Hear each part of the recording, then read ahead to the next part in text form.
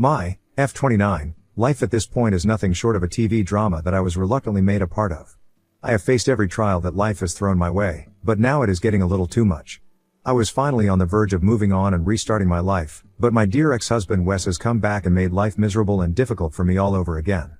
I got married to my husband quite early when I was 21 years old, and he was 25. We were childhood sweethearts, and I always knew that he was the guy I wanted to spend my life with. He had been my senior in school and lived just 2 blocks away. I always had a crush on him, and I am sure he knew that. Heck, the entire school knew it. But he never tried to pursue me. I think the age gap deterred him, and rightly so, or it would have been very creepy and problematic otherwise. Once he graduated from school, he went on to study engineering at one of the top colleges in the country. When he left, I was just 14 years old and was getting out of the clingy and cringe phase of my teens. I outgrew my crush on him, and it was easier because we were not in contact.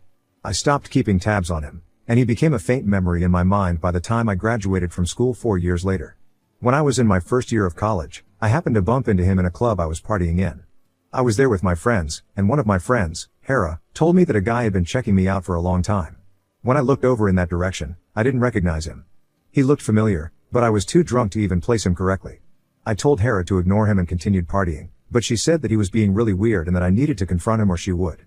The thing with Hera is that she has a very bad mouth, and I knew that if she went over to talk to the guy, it would just end up in a lot of drama and chaos, and I didn't want that spoiling my night. I told her that I would talk to him and that she didn't have to worry. I went over to the guy and asked him what his deal was, but he simply said that I resembled someone he knew from school, someone named Sarah. We got to talking, and I then realized that he was the same guy I had a huge crush on in school. By that point in time, I was completely over him and could actually joke about it and make fun of myself. He asked for my number, but initially, I thought nothing of it. Gradually, however, it became evident that he was trying to pursue me. And God, it felt so validating. Here was a man who was chasing me like a cutesy little lover boy, and he was the same guy I used to blush around for years and years when I was a pimply teenager. Honestly, the minute I saw him, I developed a crush on him again, but I let him pursue me for a while. I was loving the chase, and I was not going to let him off easy. He had graduated from college by then and was doing quite well for himself. Soon, as we became friends, I realized that I could go to him for emotional support. I could talk to him and feel better. It felt like a true companionship. We got close pretty soon, and it was like having a crush on my best friend. 6 months after our chance meeting, he asked me out, and that was when my belief in our togetherness was reaffirmed. I had thought that I would end up with him ever since I was 12 years old, but let's be real, that was just a kid's wishful thinking. I had let go of that fantasy as I grew up, especially after he left for college. But when he asked me out, I knew that we were endgame, and nothing could ever keep us apart.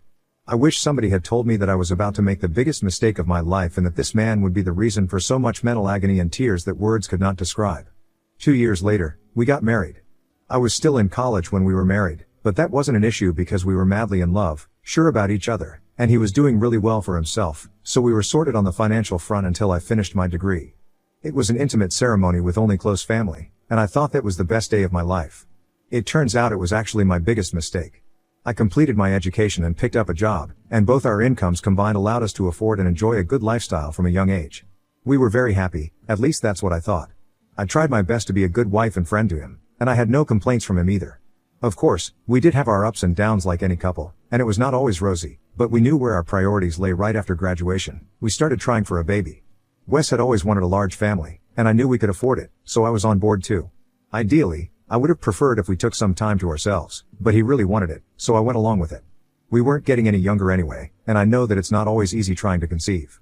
I had hoped it would be quick and joyful, but I never knew that I was in for some of the most heartbreaking months of my life. We tried a lot. Initially, we were not stressed. We were 2 young and healthy individuals, and neither of us had any medical history. Ideally, it shouldn't have been a problem at all. But somehow, we were unable to conceive. By about the 4th month of trying, I started getting a little stressed and disheartened. Even though it was mostly Wes' idea, I had grown to like the idea and was looking forward to expanding the family. By the 6-month mark, I knew something was wrong, and I told Wes that we needed to go to the doctor, but he was still optimistic. He said that it just takes time for some people, and unfortunately, we were one of those. I did not have a good feeling about this, but I didn't say anything because I didn't want to dampen his spirits. Plus, I knew that what he had said held some truth to it. There could be multiple factors behind why we weren't able to conceive. We kept on trying, but we had no luck. After another 3 months, things got weird and tense at home. I was mad at Wes because he wasn't willing to go to a doctor for checkups and to see what was really wrong.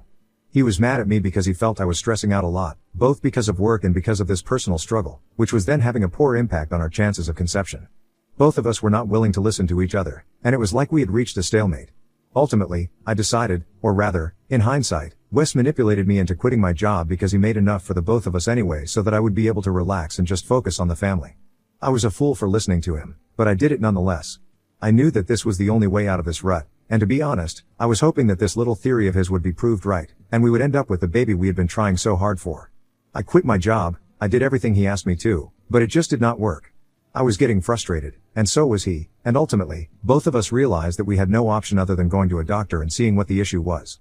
We had to take multiple trips to the doctors and multiple tests, and at the end of it, we found out that I would never be able to conceive Wes kids naturally.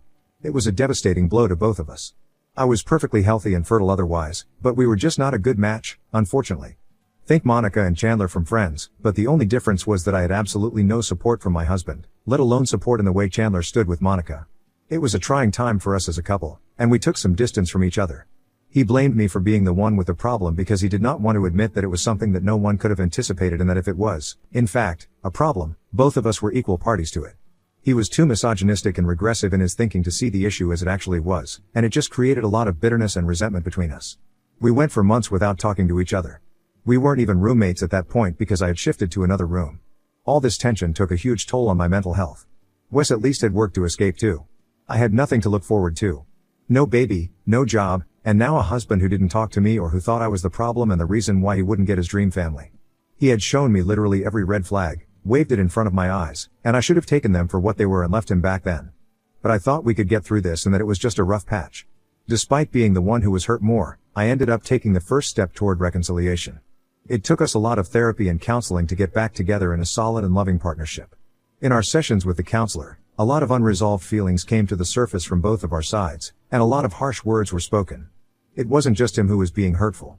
I was mean and nasty as well. We were both just suffering, and instead of dealing with this together like partners, we were involved in a perpetual blame game, and were just not willing to see the situation for what it actually was. Our therapist, however, was a godsend, and slowly but surely, things started looking better. I thought that the worst was finally over and that we could now start looking towards the future, but I just didn't realize how wrong I was, and the reason for his changed behavior was something else entirely. I was too blind and too in love to see the signs for what they were, and I just allowed this man to walk all over me and break me in ways I hadn't even conjured in my worst nightmares. Like I said, things got better in a few months after therapy, and we started going back to normal. I had picked up a new job, and while it didn't pay as much as the previous one, it was still good, and it kept me occupied. Wes and I didn't talk about kids after that, and our therapist had advised us to broach the topic very gently, and preferably only after a couple of more sessions. I was still hurt about the entire situation, but my outlook had changed a lot. I realized that even though we could not be biological parents, we could adopt and create a family that way. I wasn't sure if Wes would be okay with this, which is why I didn't say much, but I genuinely thought this was a good idea and one that we could exercise. By this time, it had been around 3 years of our marriage. And while Wes never again brought up the topic of kids, we were getting used to our new normal. However, a year later, I got the biggest blow of my life. COVID had just started, and in the initial stages, we were all worried about what the disease was, and we were just locked in at home. Both Wes and I were working from home, and at that point, there was so much uncertainty that nobody knew when things would get normal again. And one day, Wes just vanished. I was working, and he said that he was going to get some groceries. I told him to lock the door on his way out and continued working. An hour later, I hear the bell ring. I remember feeling annoyed because it could only have been Wes, and I had explicitly told him to lock the door and take the keys so that he didn't disturb my work. I went to open the door, and I saw a young boy standing there with a bag and a letter in his hand. He told me that Daddy and Mommy had given the letter to him, and I was supposed to read it. When I saw the letter, my heart shattered into a million pieces. The letter was addressed to me, and it was by Wes. I recognized his writing. It basically said that this was his son, and he had been having an affair since we were trying to conceive because there was an emotional disconnect and distance between us that he just could not bridge. It started out as something purely physical, but when he got to know that I would never be able to be a mother to his child, something inside him flipped. And it was at that time that his affair partner got pregnant. So he thought that this was divine intervention and that he was meant to have the baby, and he and his affair partner went ahead with it. However, he says that it was getting unbearable for her and him to stay away, and that he was leaving with her, but leaving their child with me. When I first read it, it felt as though someone had pranked me. But at the exact same time, my phone buzzed, and I got the same message in the form of a text from him, verbatim. So I knew this was not a prank. I tried calling him, but he didn't pick up my calls and texted me that he would not be coming back, and would neither be talking to me. I just could not believe what had happened to me in a matter of minutes. He had gone to take groceries, And now he had left me with a 2-year-old kid? I rushed to our room and checked every drawer and closet, and I saw most of his important and sentimental items were gone. Most of his clothes were there, but he had taken enough for sustenance and survival. My head was reeling, and I sank to the floor crying, and I saw the little boy, whose name I did not even know, come to me with his little blue water bottle, and offer me water. I don't know why, but I could not feel anything but love and pity for the kid. I should have felt rage. He was the embodiment of my husband's infidelity. I should have felt disgust because he was the reason my family broke down. And I should have felt fear because here was a kid that I was now suddenly responsible for. And I was not mentally prepared to take on this responsibility, but I did not feel all those things. I just felt bad for him. He had been abandoned by the 2 people who were supposed to love him the most. I asked him what his name was, and he said it was Noah. I think I did not have a lot of time to grieve because I knew that I had to do something about him. Putting him up for adoption was not an option because I know how the adoption system works, and it would have just ruined his life.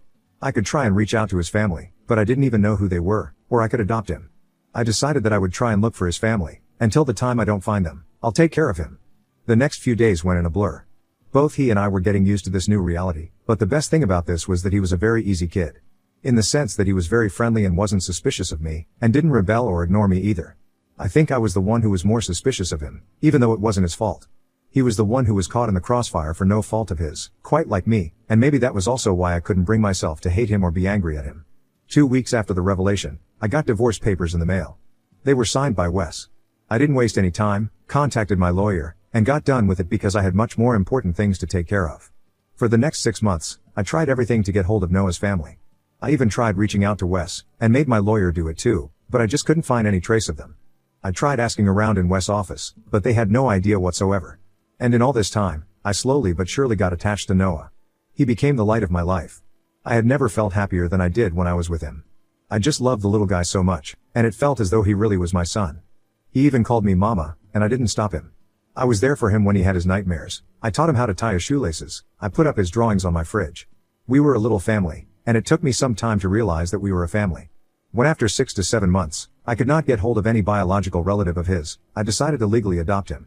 I had thought that it would have been a problem, but, thankfully, my lawyer was great and the paperwork happened seamlessly. I had Wes' texts and note with me, and I was honest about the entire situation. They said that since this was a case of abandonment of the child, the adoption would pass through easily, and it did.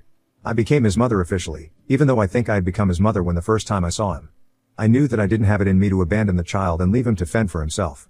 That was just not me. And since then, it has been the 2 of us. He is 6 years old now and goes to school. He has made a few friends, which I was sure he would, especially since he is such a social and funny little guy. I have been doing pretty well for myself, so the finances are no issue at all. My parents are a little miffed with me for taking in my ex's affair child, but they don't say much because they know I'm really attached to Noah. Life was going well, and I had adjusted to the new reality and was even enjoying it, when everything came crashing down. Last week, I had a visitor. It was Wes. When I opened the door, I couldn't believe my eyes. I should have slammed the door in his face right then, but I was too startled to give a reaction. The only thing I'm thankful about is that Noah was in school at that point in time, or else it would have gotten really messy. Wes said that he wanted to talk to me and just pushed the door open and made himself welcome. It took me a solid minute to gather my thoughts, and I asked him to leave my house, or I would press charges. He said that I didn't need to overreact so much and that he was just here to see his son and take him back. I looked at him as if he were nuts. I told him that he did not have a son and that he had relinquished all rights to the kid when he and his mistress abandoned him at my doorstep. He asked me where Noah was, but I didn't say anything. I didn't want to give out any information to him, and I was feeling scared, to be honest. I didn't answer any questions at all because I didn't want him to know that I still had Noah and had legally adopted him. He said that he had given me his son to take care of, not to put into the system. That was when I realized that he thought I had probably handed over Noah to the authorities. I allowed him to think that way and didn't correct him, because honestly, why should I? The less he knows, the better it is for me. I told him that I had no idea what he was talking about and that if he ever tried to get in touch with me again, I would go ahead and press charges. He left without a fuss, but I know this is not over. And now I have to pick Noah up from school, and I am worried that he is going to follow me and find out. I am too scared, and I cannot lose my son. Update 1. This is a small update, guys. My hunch was right. He was waiting around the corner for me to leave so that he could follow me. I called up one of my colleagues from work and asked her if she could pick Noah up from school. Her daughter is in the same class as him. She said okay and asked me if there was something wrong. I told her that I would give her the details later. I just don't want him following me around or finding out where Noah studies. I don't trust this man at all. She picked Noah up, and he was with her for a while, and I'm going to go pick him up from her place now. I can't see Wes' car, so I think he has left. I just hope he doesn't come back, but I know deep down that this isn't over. I just hope I can save my kid and myself from his entitled ass because I cannot afford to lose Noah. He is everything to me. Update 2. I am sorry for the delay in the update, but a lot has been happening, and I wasn't in the right state of mind. The day Wes came home, I was genuinely very scared. I got Noah home at night and told him that he had to be very careful and not talk to any strangers at all. He got a little frightened, but we got through it. I also spoke to my lawyer and asked him if Wes had any legal standing with regard to Noah, and he said that Wes could legally not take him away from me, but if he was showing dangerous behavior, I could get a restraining order against him. I don't have much against him right now, so I have to wait this out. A week after that, on a Sunday to be exact, Wes came home again. I tried to keep him out with all my might, but he barged in and made his way through and started calling for Noah. God bless my sweet, smart child, he just did not come out of his room. Wes then broke down crying and said that he wanted to meet his son just once and that he would leave me alone. I told him that he was not his son anymore, and he had no choice but to leave me alone because if he didn't leave the premises, I would call the police. That made him panic a little, and he begged me to just hear him out. He tried really hard to turn his infidelity and the subsequent karma that he got for it into a heart-wrenching sob story, but I was having none of it. I had no love for this man anymore, and nothing that he would say could make me feel sorry for him. He said that because of our fertility struggles, he started an affair with a woman, and when she got pregnant with his kid, he felt that it was something that was just meant to be. But because he loved me a lot, he could not leave me for her, despite knowing that I couldn't give him the family that he wanted. And then, during COVID, when he left, it was because his affair partner was pregnant again. She said that she did not want 2 kids, and according to Wes, the best course of action was to have 1 kid with each woman that he loved.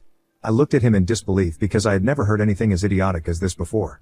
I told him to eat shit and that I wasn't buying anything that he was saying, but he begged me to listen further. He had another son with that woman and married her too, but soon after, they met with an accident. It was his fault. He was driving drunk, and he had his son with him, and the son met with a major accident because of his reckless behavior. Wes faced injuries too, and now he can never have children of his own again. The affair partner, then wife, was furious with him, naturally so, and I don't blame her one bit for this, and she left him. The kid is fine now, but she has full custody of him, and he has no visitation, and he won't ever be able to change that because he was the one who endangered the life of the kid. So now, all his dreams of having a big family have come crashing down, and the only way that he can have a child and experience true fatherhood, and by that, he means biological fatherhood, is if I allow him in Noah's life. He thought that this little story of his would move me to tears, and I would go running to wipe his tears and be his shoulder to cry on. I told him to get lost because he got this upon himself. I told him that he needed psychological help because clearly, he isn't cut out to be a father, and I said God did a favor to humanity by making him infertile. I told him that he had 2 existing children, and he had failed both of them. One he abandoned because he couldn't handle or manage 2 children, and the other one he almost killed because he had no control or sense of responsibility. I told him that he did not gift me Noah because he felt bad for me because that was a bullshit explanation and even he knew it. He abandoned Noah because the reality of raising 2 young children was giving him cold feet. I told him that both he and his now ex-wife sucked because they left a 2-year-old to fend for himself, and God had a special place reserved in hell for him. He was crying by the end and said that he deserved every single insult that I was hurling at him and that he would do anything to prove himself to me, but he just wanted another chance with his son. I told him that he was delusional if he thought I was going to let him come anywhere near me or my son again, and that the only suitable place for him at this point was a mental asylum. I had to literally shove him out of my house, but I am glad he is gone. Right after he left, I went to check on Noah. He was scared, but I sat with him, and now he's feeling better. I have spoken to my lawyer, and he says that now I have enough testimony to get an actual restraining order against Wes, and that is what I will be doing. He is deranged, and I am not going to endanger my family because a grown man can't deal with the consequences of his own actions. Hopefully, I will not have a reason to update anymore. Please pray for the safety of my family.